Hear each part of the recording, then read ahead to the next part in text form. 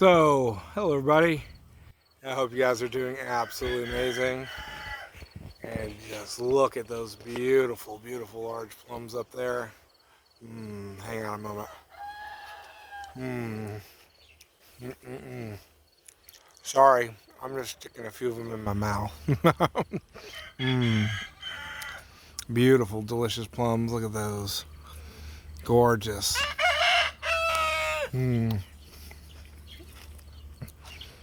Hopefully you can get a good color on that. Beautiful. Absolutely delicious. One moment, hang on.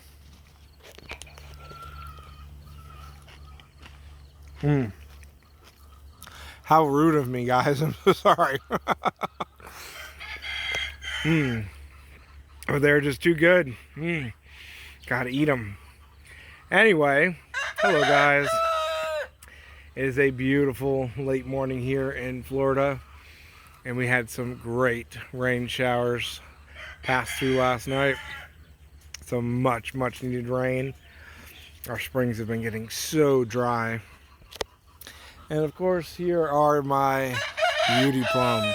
Not to be confused with Scarlet Beauty. Scarlet Beauty is a bit smaller, the fruit, and is not 100% self-fertile. And this is Beauty Plum. This is actually seedling of Scarlet Beauty that I selected out years and years ago. Gosh, quite a few years ago. This tree that we are looking at right here, actually, this tree, and she's about 12 feet tall. I've let her kind of grow. This was my very first grafted beauty plum. I grafted the seedling onto citation rootstock. Gosh, how many years ago? More than 10 years ago. About 15 years ago? About 15 years ago. Gosh, long these years fly by. About 15 years ago, I grafted this tree. It was my very first grafted beauty plum. And the seedling was, I grew a bunch of seedlings. I was trying to find a nice plum that did well here for me.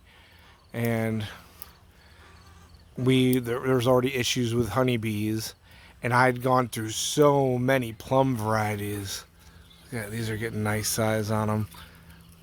And not ones that weren't self-fertile just aren't worth it because there's no bees to pollinate them. And that early in the year, there's not really any flies to pollinate them. And so the yields were basically zero on so many plum varieties. Because a lot of plums, for whatever reason, really want to be pollinated, plum trees, I guess. And so I worked very hard. I found a variety and was kind of self-fertile. And I started just growing every seed from her. Every seed. That branch broke there. And I just had literally a patch. Oh, she's ripe too. Of, gosh, 50, 60, 100, 200 plum tree seedlings that I just let grow. And there's a whole thicket of them. And the seedling fruited, it only took 2 years to fruit from seedling. And it had amazing fruits on it. And I wasn't sure if it was self-fertile at that point because there was a couple others that had flowered. But it was the fastest and it was the largest fruit, best tasting. So I took it and I actually grafted it, and it was this very tree, and put it by itself. And yes, it turned out to be an absolutely amazing variety. And I named it, and I've been growing it and selling it ever since. Delicious. Absolutely delicious. Maroon, reddish skin. Kind of sunset orange, yellow flesh. Just delicious, guys. When it's perfectly ripe, there's no acid. Just a slight bit of tang on the skin. which is good because, you know, it helps with the fruit. There was a seed there. And just juicy. I'm sorry, guys, but just absolutely delicious. But yeah, thought I'd make a little video while I was out here stuffing my face, you know, being rude. I'm sorry, guys. But if you want a really, really great plum variety for the South, you know, pretty much anywhere in the U.S. touching water that's not, you know, below Massachusetts, below New York, these guys do very well. They are pretty much a tropical plum. You know, they have almost no chill hours. But if you do put them in a colder location, they're just really early. And I have people growing these all over the country, and they do very well. They're very adaptable. 100% self-fertile, so they can be absolutely loaded with fruit. And you can see how big some of these are. This is a full mature tree on citation roots, which citation makes larger plums anyways. And these are full-size plums, you know, larger than a golf ball, about the size, you know. There you go. There's a nice, beautiful one. It's hard to tell size on the camera, of course, in my hand, but that's the size of a large egg, you know, large store-bought egg. Oh, God. I'm just dripping. Dripping with deliciousness. And very vigorous trees, but not super large. You know, if you have them on citation, which is all that I do, it's a dwarfing rootstock, so it keeps them under 15 feet. And most of the time, if you prune them, which plums do very well with pruning, you know, you can keep them under 10 feet, around 6 feet easily. This tree is just old, and I have not pruned her in years, if ever, really. So, but just delicious fruits. They do very, very well anywhere, like I said, in the South. I'd say from zone 8 to 10, you know, and possibly even zone 7-ish, you know, going up there. 7, you know, but mostly around 8, which is quite a bit of the country, you know. And they do so well. They do well in poor soil. Actually, the richer the soil they're in, you know, it doesn't really help with fruit, so they don't need super rich soils. And again, if you're putting them on a good rootstock or citation, that rootstock is super adaptable from sandy, dry soil to wet clay soil and everything in between. And yeah, I'm gonna keep this under 10 minutes. But just delicious, large fruits.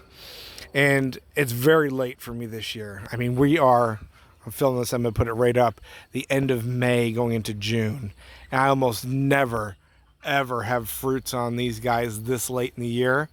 These are actually normally, even here for me in Central Florida, a March, April plum. You know, ripening up the beginning of March and lasting until April. And here we are, they're pretty much just now ripening up the end of May going into June, which is absolutely insanely late for my area. Very, very late for my area. But there's 2 factors that did that. We had a very long, cool winter, and we had a very dry winter. So that cool kept them from sprouting and budding out, which normally these guys can flower here for me in Central Florida as early as January. And that's, you know, ripe fruit, like I said, the beginning of March going into April. But they did very late this year, just so dry and so cool. That's all right. I don't mind plums. It's coming in with our rainy season, so they were nice and juicy. I want to eat those 2 up there. Those 2 are huge plums up there. And yeah. So if you're looking for a very adaptable, very good tasting, self-fertile plum that has a very wide growing range, yeah, check out the beauty plum. You know, either get some budwood from me, or get a hold of me, see if I have any trees available, small grafted trees. And I won't give out nursery names, but there are actually 2 nurseries that sell this plum. You know, I don't have it patented or anything. It's open source, you know. But there are 2 nurseries that sell this guy. And one of them is nice enough, actually has my name attached to it as the, you know, the person that selected this variety out. But yeah, pretty cool to have, you know, some recognition for what I do. Awesome stuff. I like it. So I'm going to let you guys go. Grow food, grow plums, especially with the interesting weather and issues with bees that we have. Find plants that are self-fertile and that don't need a lot of care. And beauty plums right here, guys. They hit that bill dead on and just absolutely delicious, mind-blowingly delicious plums. I'll leave it right there. With juice dripping down my hand and my face. Love you guys. Grow food. Super productive plums. Super tasty plums. And beautiful. Beauty plums. See you guys later. Love you.